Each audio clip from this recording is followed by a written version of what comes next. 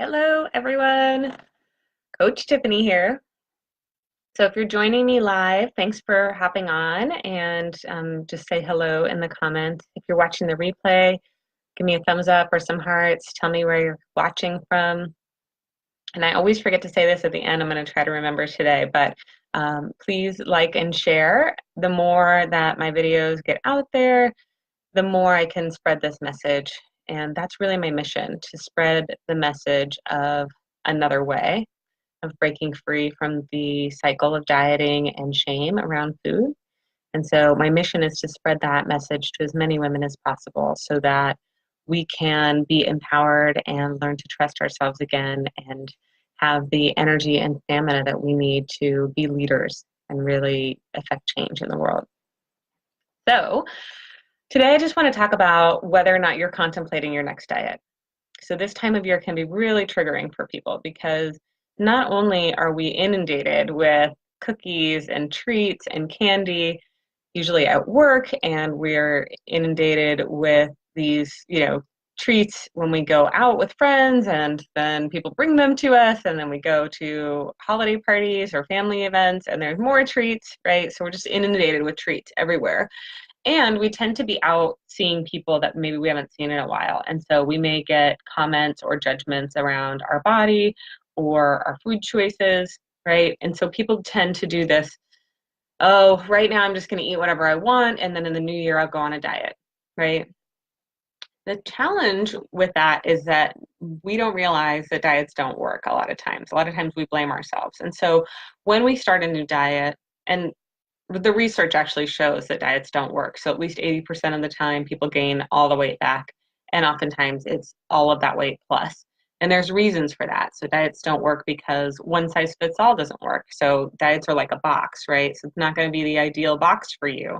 And even if it was designed for your specific genetics and biology and all of the things that make up you, still your needs change day to day. I think a couple of people hopping on. Oh, hi Veronica. Hi, Helena. You guys are both in New York. So maybe, I don't know if you know each other. Anyways, and Robin's on. Oh, hi. So tell me hello. Tell me where you're watching from. Give me some hearts. I'm talking about thinking about the new year, whether or not it's a good idea to find a diet to go on, right? So the problem is that we think that the diet's going to work and they don't work. And then we have this shame and we feel like it's our fault, right? But actually, it doesn't work because it's designed, it has a flawed design. And so then we have this shame. Then we tend to feel bad and eat even more and have even more shame, right? And the problem with this cycle is that erodes our trust in ourselves and our self-esteem and makes us be disempowered, right? So we feel like we're broken and that we're not going to be able to, be trusted with food, or that we can't determine the best thing for ourselves in terms of what we want to be eating, right? So our trust is disrupted and we feel like we can't trust ourselves and it's our fault the diet didn't work, and then we end up needing a whole nother diet, right? So this is why dieting ends up on people's New Year's resolutions list over and over and over, because it doesn't work. And in fact, it sets us up to continue that cycle and continue to fail at it and continue to beat ourselves up and feel like it's our fault. So diets don't work. So what should we do instead? It's really interesting that we, like I said, we kind of give this time of year as like a free pass, eat whatever we want. Robin, oh yeah, Robin's here from England. Hi, rainy England. I'm in rainy Portland, so it's been pouring for a couple days. Anyway, but I think the sun's coming out. I'm definitely gonna have to get a walk in. So what should we do instead? Well, instead, recognizing that how we feed ourselves every day matters, right? And really letting go of judgment, because judgment and shame contribute to that cycle, right? They contribute to us feeling bad and wanting to eat to soothe those feelings. So we have to, first of all, get rid of the judgment and shame and let go of the idea that a diet's going to work and that right now doesn't matter, but in the new year it will matter, right? So today matters. What can we do today to make sure we're well nourished? So most of the time when people are wanting to make healthier food choices because they're not feeling well, I recommend just starting simply making sure that you're well nourished. So making your hunger a priority, like embracing your hunger, making your hunger a priority in terms of making sure you have food available, that you're doing food prep, right? And making your hunger a priority in terms of if you're hungry, letting yourself eat the food that's available. So giving yourself unconditional permission to eat when you're hungry. And then looking at what else is going on that's causing me to eat in a way that feels out of control. So instead of dieting, embracing food, letting go of judgment, and everything is dinging at me. Sorry. There's like a delivery guy here. I think this happens every time. I have like a group family text message going on and I get a little distracted. So I apologize. Anyways, yeah, this time of morning, it's like everything starts happening. So the point that I'm making is if you're contemplating going on a diet in January, I would encourage you to take a step back and recognize that not only do diets not work, but they're actually harmful. It will actually harm your self-esteem, it will disempower you, and it will break trust with your body. Because when we try to force our bodies into these little boxes and we try to control what we're eating and we try to, avoid foods because we think we need to lose weight and those foods are bad, what happens is that our bodies actually, we have an increased desire for those foods and we tend to then, have the forbidden fruit thing that happens in this pendulum swing where we eat in a way that feels out of control. And the more shame we have, the worse we feel about ourselves, the more we tend to want to numb out with food. So it just doesn't work and it's harmful. So I would encourage you instead to start to look at what are some ways that you can care for yourself on a deeper level, care for yourself with food. So using food as self-care.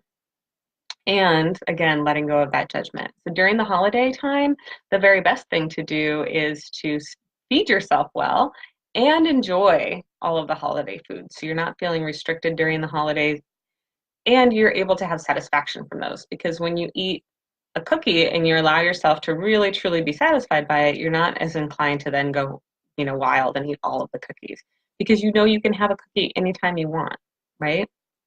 Now, there are some special holiday treats that maybe we only have around this time of year, which is another good reason to really allow yourself to enjoy the special treats. But we can also have balance by, again, feeding ourselves well, leading up to events, making sure that we are well nourished so we're not starving and wanting to eat all the things, but also not eating the things that really aren't satisfying for us. So getting more and more in tune with our bodies, more embracing of our hunger and our desire for food instead of trying to like get away from it, right? Or like shut it down. Instead, honor, oh, yeah, this food is really satisfying for me and I want to enjoy it. So I hope I've given you some food for thought and inspired you to maybe cross that off of your New Year's resolutions list and commit instead to taking care of yourself on a deeper level and finding something that does work for you. I will be having an intuitive eating online course that's going to launch in January. This will be by invitation only. I think I'm going to have 2 classes with a maximum of 12 people. It may even be smaller than that. I'm not sure at this point. I'm still deciding what the gate, the max is going to be. But if that's something that you're interested in, reach out to me. We can have a conversation to see if you're really, if you're a good fit for that or not. And I'm going to be doing a lot of Facebook Lives and a lot of, coaching in here in the Deserving Women group. So right now my focus is really, again, trying to spread this message to as many women as possible. I want women to know that they can be trusted with food, and I want them to quit wasting all of that mental and emotional energy trying to squeeze into a box and instead be empowered in their relationship with food so that they can spend that mental and emotional energy instead taking care of themselves, like I said, making sure that they're well nourished and that they are well fed. So they have that stamina that they need to do their magic in the world and be leaders, and so that we can create a ripple effect. Because when we heal our relationship with food, we are able to model that to others, who then in turn are able to start to have shifts in their thinking around their relationship with food. So the more that we can heal collectively, the more we can create a ripple effect of healing and empowerment so that we can have strong women leaders. That's what we really need right now. So that's my mission. So please share, like the video, share videos. This one, it'll be in the Deserving Women group. but so you won't be able to share it outside of the group, but you can like it and comment and invite your friends or women in your life that you think would benefit from the extra support of the group into the Deserving Women group, and that will help me on my mission. And hopefully it'll help all of you to feel supported in healing your relationship with food as well. But thanks, guys, for coming on today. I hope you have an awesome day. And the sun's coming out, so I'm going to go outside. Thanks. Bye.